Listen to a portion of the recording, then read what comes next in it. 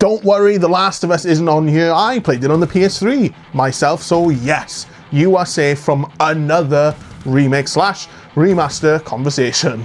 But despite how other people may feel about them, I love remakes. Whether it's experiencing an older game for the first time with a fresh coat of paint, or seeing one of my favourites rebuilt from the ground up, there's something about them that just works for me. So today, let's talk about some of the best remakes and remasters of all time.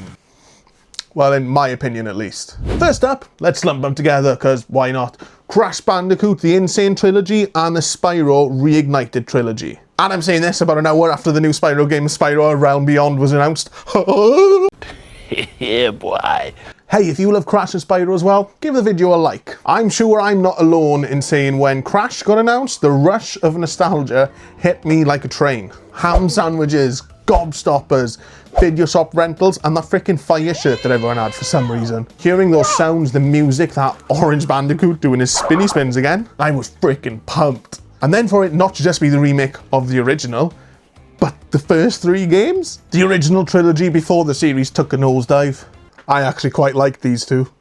But the PS1 classics are where it's at. For me, Crash 3 is the perfect Crash game. And seeing as they made the remastered trilogy's mechanics based on the mechanics of Crash 3 Warped, I'm guessing they thought so too. It's so fun going through as Crash, Coco, a freaking tiger, speedboat, special levels. It looked and felt so right in the remasters. Now moving on to Spyro, it's the same kind of story. Crash's original trilogy was created and developed by Naughty Dog. And the following games, which were taken over by others, were not made by Naughty Dog. Crash 4 is pretty good though, to be fair. The original Spyro trilogy, also on PS1, was made by Insomniac. Then Insomniac, in the PS2 era, after the PS1 originals, they moved on to other projects such as Ratchet and Clank, similar to Naughty Dog dropping Crash to go for things like Jak and Daxter. Now while I say, I didn't mind the following Crash games, the Spyro games kind of ruined my childhood. I kind of brought them up in my Spyro trilogy review, but I might save my anger for a future video, to be honest. Anyway, when I saw the trailer for the Reignited trilogy, it wasn't just nostalgia that hit me in the face. It was pure joy. I genuinely gave up hope, much like the hope I gave up for Spyro 4, which was literally announced today, so... But no, I did give up on them even talking about Spyro ever again, in this kind of sense, not the Skylanders kind of Spyro. But I did give up on it for a while. Like, Spyro wasn't as popular as Crash. As much as I love Spyro, it just isn't. There just wasn't as much of a demand for it. So I was just so freaking happy when I saw it. And then when I played it, I was in a trance. The colours that light up the world, the voice of our cheeky teenage purple dragon. I think I smell a barbecue.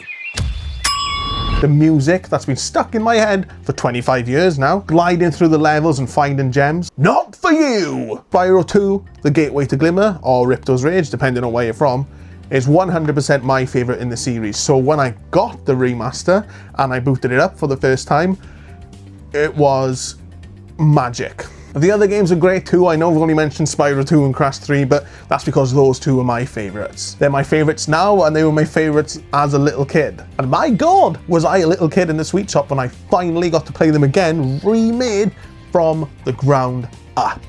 Come on then, I'm dying to know, what is your favourite remaster or remake of all time, or give me a list. Let me know down below. The next game I'll be talking about is Legend of Zelda Link's Awakening on the Nintendo Switch.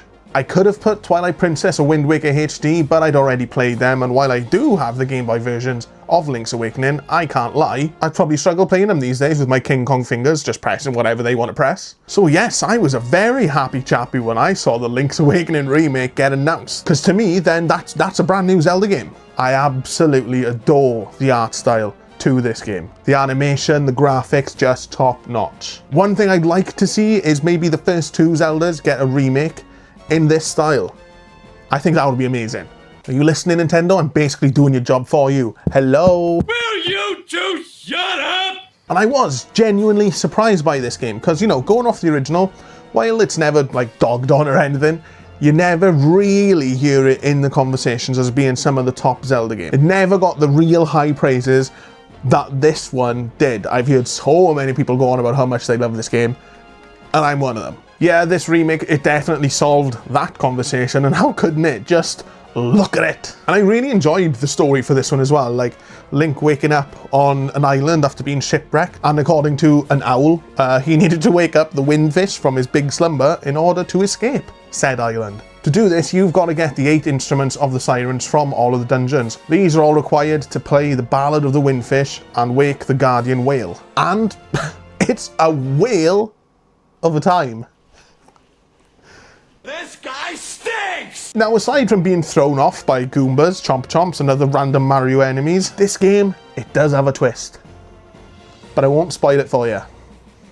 It's a very well-known one, so you probably know what it is, but I still won't spoil it. I highly recommend you check this one out if you haven't played the originals, or even if you have. It's a Zelda adventure that gives you the warm, fuzzy and cozy feels. And I'm still waiting on the Ocarina of Time remake. Come on, Nintendo!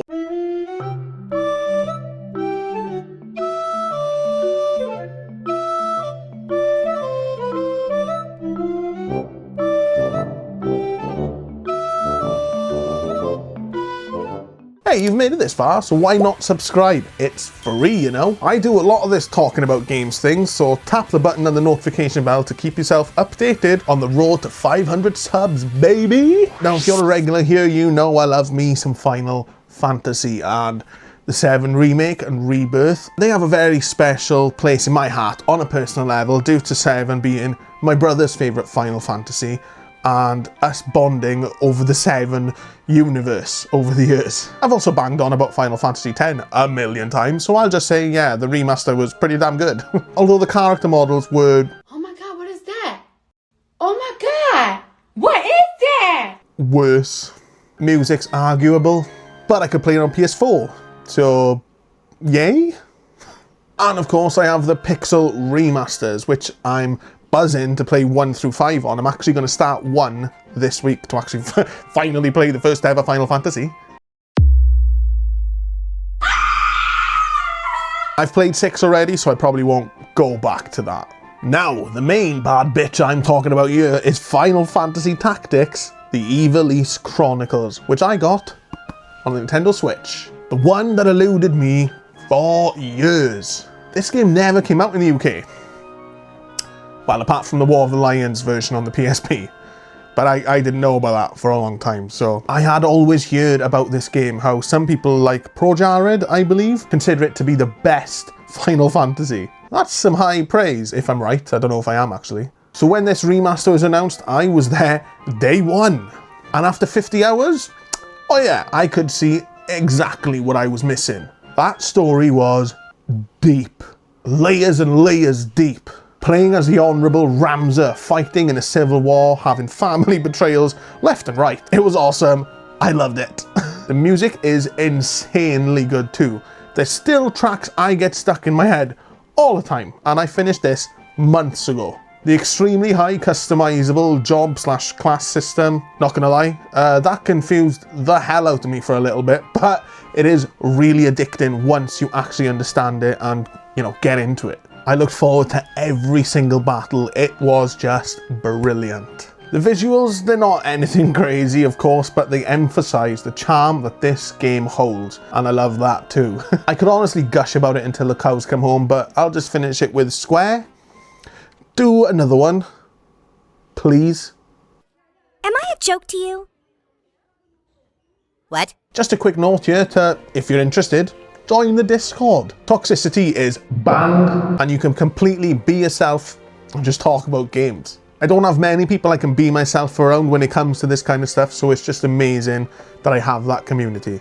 And you can too. The link's in the description if you fancy it. Next up is Resident Evil 2 and Resident Evil 4 remakes. Now I haven't finished this one, well, we haven't finished this one, because I play all of the Resident Evil games with the missus.